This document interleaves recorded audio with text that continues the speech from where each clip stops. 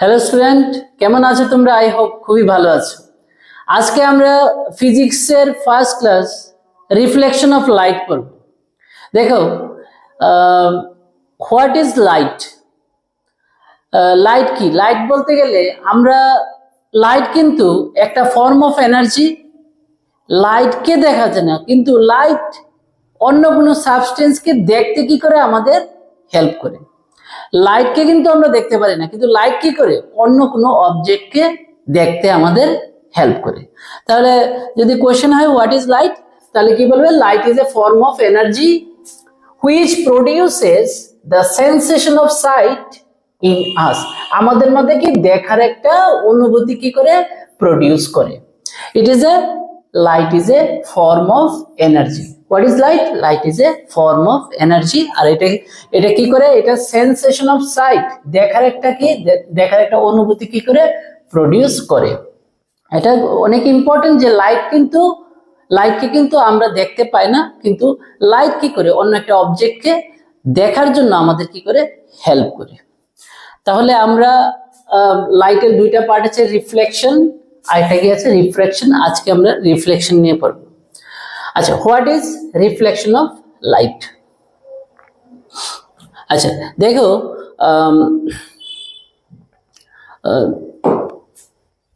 when a ray of light travels through a homogeneous medium and strikes the surface of another medium, কি বলে? এতটুকু কি বলা আছে?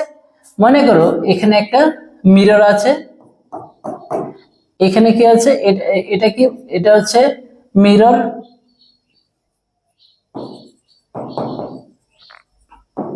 আর এখানে কি? এয়ার।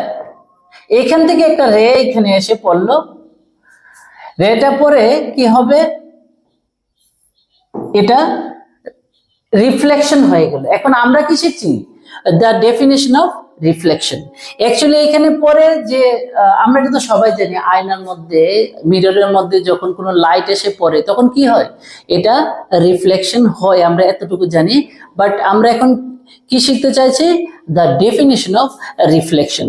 দেখো, when a ray of light travels through a homogeneous medium, এটার কথা বলছে। এই যে ray of light travels through a homogeneous medium, একটা হোমোজিনিয়াস মিডিয়াম কি? মিডিয়ামের মধ্যে মানে প্রত্যেকটা পার্টে কি এটা ডেনসিটি সেম থাকবে, কম্পোজিশন কি থাকবে? সেম থাকবে। এটাকে হোমোজিনিয়াস মিডিয়াম বলে। আচ্ছা, এই ক্ষেত্রে মানে কি জানি বলতেছিলাম, হোমোজিনিয়াস মিডিয়াম। দেখো, একটা ক্লাস 9-এ একটা মানে একটা চ্যাপ্টার ছিল যেটার মধ্যে হোমোজিনিয়াস আর হেটারোজিনিয়াস সলিউশন পড়েছিলে। যেমন জলের মধ্যে যদি মানে স্যান্ড ঢেলে দেওয়া হয়, ওয়াটারের মধ্যে স্যান্ড ঢেলে দেওয়া, এটা কোনোদিন এটার সাথে কি মিশে যাবে না, এটা হেটারোজিনিয়াস।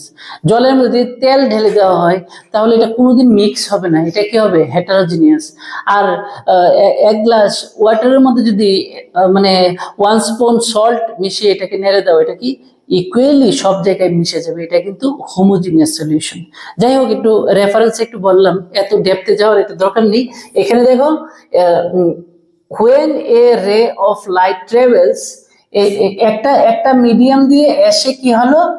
আরেকটা মিডিয়ামের সারফেসে কি করলো? স্ট্রাইক করলো। একটা রে অফ লাইট আসলো, এসে কি হলো? আরেকটা মিডিয়ামের সারফেসে কি করলো? স্ট্রাইক করলো। স্ট্রাইক করে কি হলো? A part of the light changes direction. এই লাইটের একটা পার্ট কি এখানে চেঞ্জ করেছে ডাইরেকশন। এটা তো এদিকে যাওয়ার কথা ছিল, এদিকে যাওয়ার কথা ছিল, কিন্তু এদিকে তো গেল না। না গিয়ে কি করলো? A part of the light changes direction and returns to the first medium. এই যে ফার্স্ট মিডিয়াম, মানে এখানে কি আছে? এখানে তো এয়ারই আছে না, এটা তো সেকেন্ড মিডিয়াম ছিল, মিররটা ছিল মানে গ্লাস, ঠিক আছে না? মিররটা কি গ্লাস দিয়ে তৈরি, ঠিক আছে না? তো এখন দুইটা মিডিয়াম, একটা হচ্ছে এয়ার আর একটা কি আছে? এয়ার আর একটা আছে কি? গ্লাস। তাহলে গ্লাস এখানে বলাটা ঠিক হবে না, গ্লাসের মধ্যে দিয়ে তো লাইট পাস হয়ে যায়, তুমি মিররই বলো, ঠিক আছে? তো এই ক্ষেত্রে কি হলো যে এখানে যখন লাইটটা এসে পড়লো তখন কি হলো, তার changes direction. A part of the light, A part of the light কি হবে, changes direction. A part of the কেন বলেছে, কিছুটা দেখো, কিছুটা এখানে অ্যাবজর্ব হবে, এই কারণে সবটা পার্ট এখানে কি হয়, রিফ্লেকশন হয় না। ঠিক আছে, এ পার্ট অফ দ্য লাইট কি হচ্ছে, changes direction and returns to the first medium. First medium এ আবার কি হলো, রিটার্ন হয়ে গেল। This phenomena is called reflection of light. This phenomena is called reflection of light. তাহলে আমরা কি শিখলাম, when a ray of light travels through a homogeneous medium, একটা homogeneous medium মধ্যে দিয়ে যখন একটা লাইট কি, রে অফ লাইট কি করে ট্রাভেল করে যখন অন্য একটা strikes the surface of another medium, strikes the surface of another medium, আরেকটা মিডিয়ামের সারফেসে যখন স্ট্রাইক করে, ধাক্কা খায়, তখন কি হয়, এ পার্ট অফ দ্য লাইট, লাইটের একটা এ পার্ট অফ দ্য লাইট, লাইটের একটা পার্ট, একটা অংশ কি হয়, চেঞ্জেস ডাইরেকশন, ডাইরেকশন চেঞ্জ হয়ে আবার কোথায় চলে যায়, returns to the first medium, আবার ফার্স্ট মিডিয়ামে কি হয়, রিটার্ন হয়ে যায়। দিস ফিনোমেনন, এই প্রক্রিয়াটার নামই কি, রিফ্লেকশন অফ লাইট। ঠিক আছে,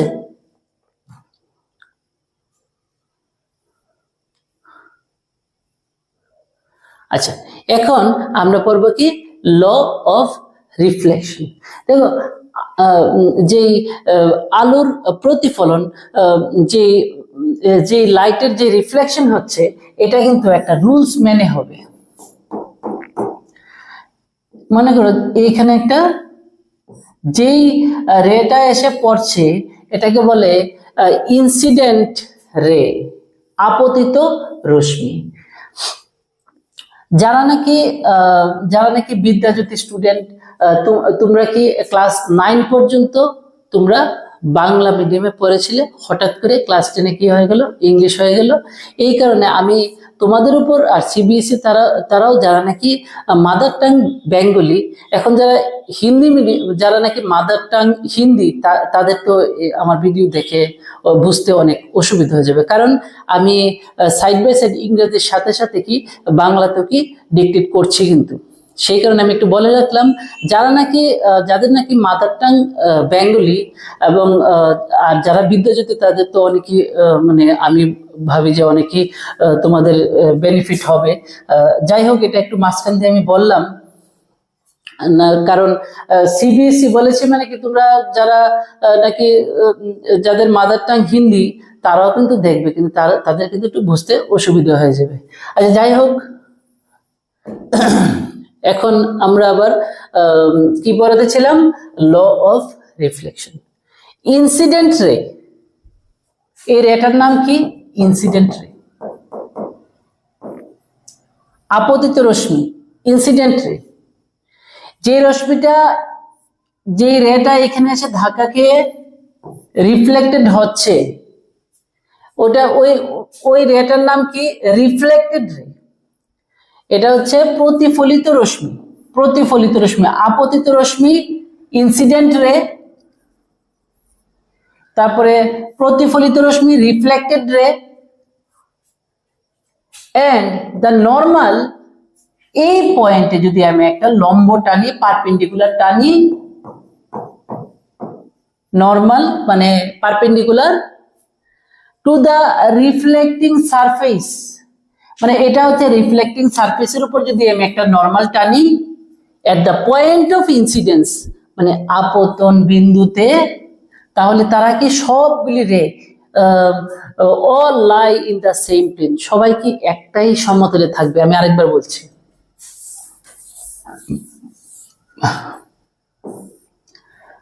incident ray, reflected ray, normal, এই সবগুলি incident ray, reflected ray, normal, they all lie in the same plane, they all lie in the same plane. এখন নর্মালটা যখন বলেছে তখন এখানে কি বলেছে দেখো, নর্মাল এটা কোনখানে, নর্মালটা কোনখানে টানা হয়েছে, পারপেন্ডিকুলারটা কোনখানে ড্র করা হয়েছে, to the reflecting surface, to the reflecting surface, অর্থাৎ যে যে সারফেসে এসে রেটা পড়েছে ওই সারফেসটাকে কি বলা হয়, reflecting surface. At the point of incidence, কথার অর্থ কি, প্রথম যেই জায়গায় এসে লাইটটা এসে পড়েছিল এই পয়েন্টটাকে বলে কি, দ্য পয়েন্ট অফ ইনসিডেন্স, অর্থাৎ আপতন বিন্দু, আপতন বিন্দু। তাহলে এই সারফেসটার নাম কি, রিফ্লেক্টিং সারফেস, প্রতিফলক তল।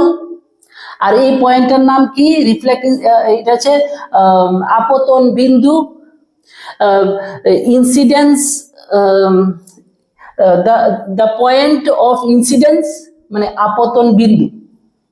তাহলে এবার আবার বলছি, আপতিত রশ্মি মানে কি, ইনসিডেন্ট রে, ইনসিডেন্ট রে, রিফ্লেক্টেড রে, আর এটা কি হবে, নর্মাল। নর্মালটা বলার সময় কি বলবে, and the normal to the reflecting surface, reflecting সারফেসের উপর এই পয়েন্ট অফ ইনসিডেন্সে যে নর্মালটা টানা হয়েছে, মানে উল্টাপাল্টা জায়গায় টানলি চলবে না, মানে এখানে তুমি নর্মাল টেনে নিয়েছো, এখানে নর্মাল টেনে নিয়েছো, এরকম বলছে না।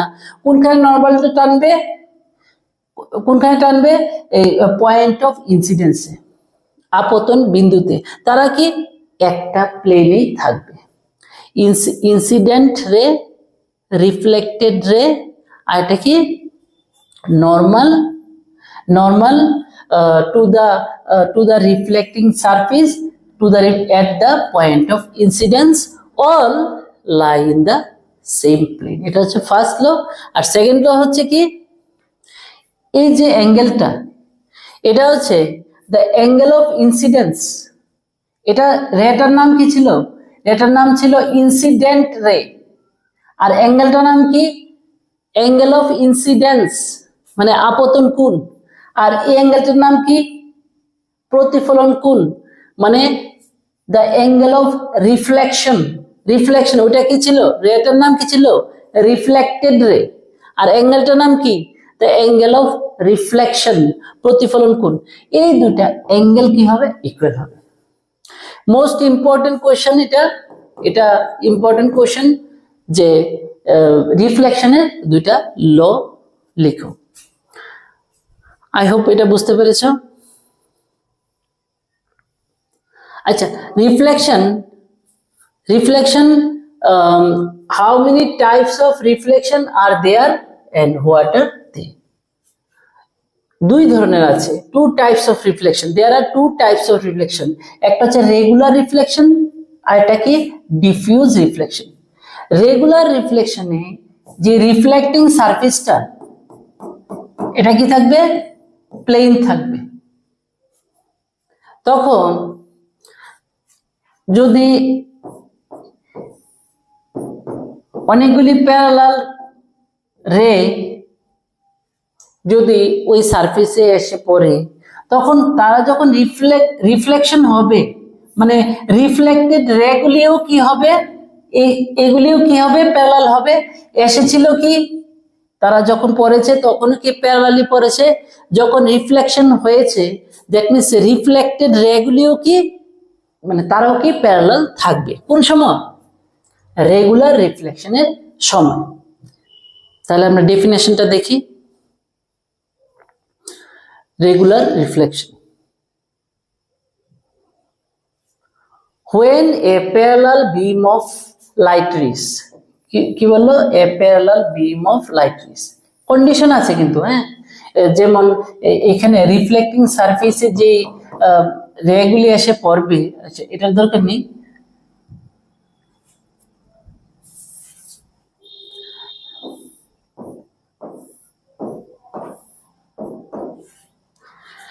When a parallel beam of light rays is incident on a smooth plane surface, on a smooth plane surface, এই সারফেসটা কিরকম হতে লাগবে, স্মুথ প্লেন সারফেস হতে লাগবে। ঠিক আছে, when a parallel beam of light rays incident on a smooth plane, একটা smooth প্লেনে যখন এসে পড়বে, আপতিত হবে, ইজ ইনসিডেন্ট মানে এসে পড়বে বা আপতিত হবে, তখন কি হবে, and gets reflected as a parallel beam, যখন রিফ্লেকশন হবে তারা কি, তারা প্যারালাল বিম থাকবে, প্যারালাল বিম অফ লাইট থাকবে, লাইট রেজ থাকবে। যেরকম ভাবে প্যারালালি এসে পড়েছিল, incident on a smooth surface, after reflection তারা কি হবে, রিফ্লেক্টেড রেগুলিও কি হবে, তারাও কি হবে, প্যারালাল হবে। অর্থাৎ এখানে তিনটা প্রপার্টি বা তিনটা পয়েন্ট ইম্পর্টেন্ট, একটা কি স্মুথ সারফেস হতে লাগবে, আর একটা কি যে ইনসিডেন্ট রেগুলি থাকবে তারা কি প্যারালালি এসে পড়বে, আফটার রিফ্লেকশন যে রিফ্লেক্টেড রেগুলি থাকবে তারাও কি থাকবে, প্যারালাল থাকবে। তখন এই রিফ্লেকশনটাকে কি বলা হবে, রেগুলার রিফ্লেকশন। প্লেন মিররে এটা হবে, স্মুথ মেটালিক সারফেসে হবে, এই ধরনের রেগুলার রিফ্লেকশন কিন্তু হবে। আই হোপ বুঝতে পেরেছ। আচ্ছা, এখন diffuse reflection. What is diffuse reflection? দেখো, এর আগেরটার সাথে যদি আমরা কম্পেয়ার করি, ওটা কি ছিল, স্মুথ সারফেস ছিল, এটা স্মুথ সারফেস থাকবে না, এটা কি থাকবে, ইরেগুলার সারফেস থাকবে। এটা কি হবে,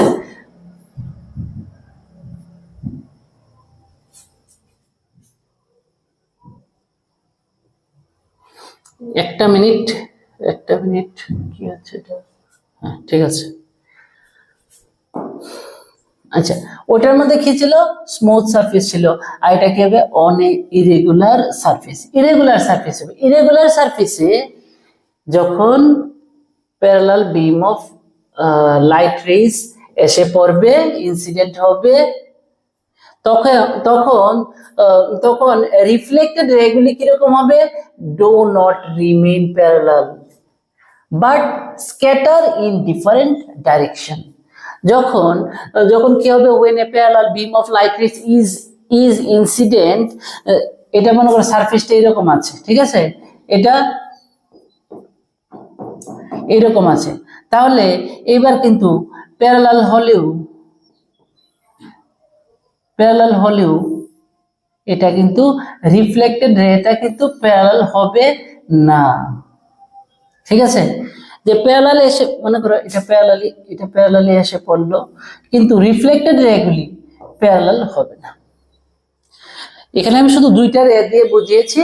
তাহলে এখানে পয়েন্টসগুলি কি ইম্পর্টেন্ট, যে ইরেগুলার সারফেস আমাদের দরকার, ইরেগুলার সারফেস হতে লাগবে, parallel beam of light rays যদি কি জানে ইরেগুলার সারফেসে এসে পড়ার পরে যখন রিফ্লেকশন হবে, আফটার রিফ্লেকশন যে রিফ্লেক্টেড রেগুলি কিন্তু প্যারালাল হবে না। তাহলে এটা কি হবে, ডিফিউজ রিফ্লেকশন।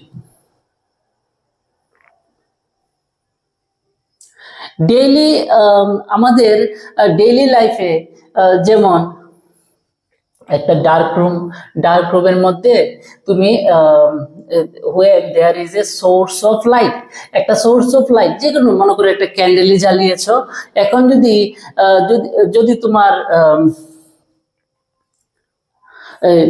ডিফিউজ রিফ্লেকশন না হতো তাহলে আমরা সব জায়গায় দেখতে পেতাম না। ওয়াল ইরেগুলার সারফেস, তখন কি এটার মধ্যে পরে চারিদিকে সব দিকে কি হয়, যে রিফ্লেকশনটা সব দিকে হয়, মানে রিফ্লেক্টেড রেগুলি চারিদিকে ছড়িয়ে পড়ে, এবং কিন্তু আমরা সবটা ঘর কি দেখতে পারি, ঠিক আছে। when there is a source of light in any part of dark room, the rays emitted মানে যেটা বের হয়, ঠিক আছে, যেটা নির্গত হয়, emitted from it strike the ওয়ালে গিয়ে স্ট্রাইক করে and other objects, ঘরের ভিতরে অন্যান্য যে অবজেক্টগুলি থাকে, জিনিস থাকে, ওইগুলোর উপর গিয়ে পড়ে in the room and get reflected in a scattered manner। একদম স্ক্যাটার্ড মানে কি, চারিদিকে ছড়িয়ে পড়া। ঠিক আছে। তাহলে তাহলে due to this diffuse reflection we are able to see the walls and object inside the room. আচ্ছা, তাহলে এই পয়েন্টটা আই হোপ বুঝতে পেরেছো। এরপরে দেখো পেজ আমাদের বইয়ের পেজগুলি কি থাকে, রাফ থাকে।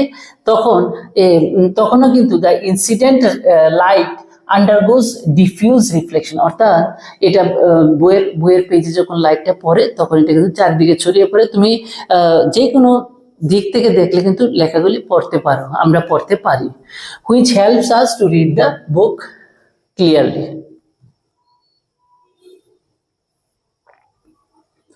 আচ্ছা, এটার মধ্যে এটা না পড়লে পারতাম, কারণ এটা তোমরা পারবে, রেগুলার রিফ্লেকশন আর ডিফিউজ রিফ্লেকশন। এখনই আমরা বলেছিলাম এটা কি স্মুথ সারফেস দরকার পড়ে রেগুলার রিফ্লেকশনের জন্য, আর এটার জন্য কি রাফ সারফেস লাগে। আচ্ছা, রিফ্লেক্টেড রেজ গুলি কি হয়, travel in a specific direction, আর এটার মধ্যে কি স্ক্যাটার হয় ইন এ ডিফারেন্ট ডাইরেকশন। যদি আমরা এটা জানি স্পেসিফিক ডাইরেকশনটা কি, যে ইনসিডেন্ট রেজ গুলি যখন না, এটা এরকম ইনসিডেন্ট না, যে রিফ্লেক্টেড যতগুলি রে থাকে সবগুলি কি প্যারালালি আসলে প্যারালালি বেরো হয়, ঠিক আছে, রিফ্লেক্টেড রে গুলি। তাহলে এটা স্পেসিফিক ডাইরেকশন লাগলে কোনো অসুবিধা নেই, স্পেসিফিক একটা ডাইরেকশনে কি হয় ট্রাভেল করে, আর এই ক্ষেত্রে কি ডিফারেন্ট ডাইরেকশনে, মানে স্ক্যাটার্ড ওয়েতে, মানে কোনো নিয়ম না মেনে, কোনো রুলস না মেনে এদিক ওদিক, মানে চারিদিকে কি স্ক্যাটারিং হয়ে যায়, মানে ছড়িয়ে ছিটিয়ে পড়ে। আচ্ছা, এরপরে পয়েন্টগুলি কি আছে,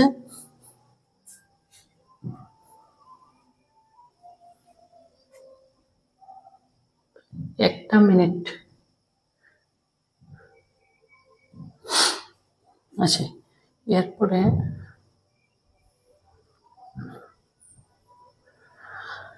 ইমেজ সোর্স,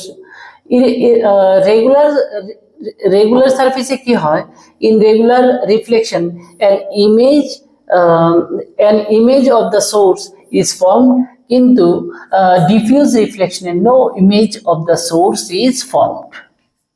ঠিক আছে, রেগুলার সারফেসে কি হয়, রেগুলার রিফ্লেকশনে কি হয়, image of the source is formed, আর ডিফিউজ রিফ্লেকশনে কি হয়, no image of the source is formed.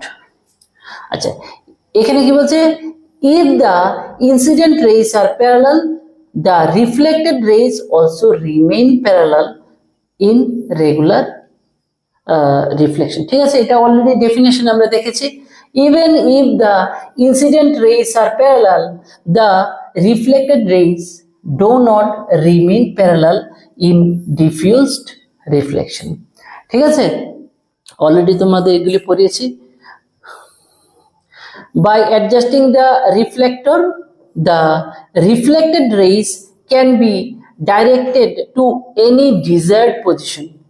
আর মানে তুমি যদি রিফ্লেক্টর মনে করো আমি একটা মিররই ধরলাম, এটাকে ঘুরিয়ে সরিয়ে কি হয়, এটা তুমি কি করতে পারো, রিফ্লেক্টেড রেজ গুলিকেও কি করতে পারো, তুমি ম্যানেজ করতে পারো কোন দিকে। আর ডিফিউজ রিফ্লেকশনের বেলা the reflected rays can not be directed to any desired position by adjusting the reflector. ঠিক আছে, এগুলো একটু পরে নিও, অনেকগুলি পয়েন্টস হয়ে গেছে, এগুলি এটা দেখে নিও পরে। আচ্ছা, এবার হোয়াট ইজ স্পেরিক্যাল মিরর। দেখো স্পেরিক্যাল, মনে করো একটা স্পেয়ার তো জানো। আচ্ছা, what is the difference between circle and sphere? I hope জানো তোমরা, ম্যাথের মধ্যে এই ব্যাপারগুলি জানো। যেমন একটা ফুটবল বলো, এটা কি হবে, একটা স্পেয়ার হবে। হাতের একটা রিং বলো, এটা কি হবে, একটা সার্কেল হবে। ঠিক আছে, আচ্ছা, দুটোটা আমরা তো একরকম ভাবে আঁকি, ঠিক আছে না, দেখতে তো একই লাগে। একটা স্পেয়ারের একটা পার্ট, বাকি পার্টটা এখান থেকে এতটুকু, মনে করো এটা এরকম ভাবে। এখন তাহলে কি হবে, ফিগারটা এতটুকু হবে।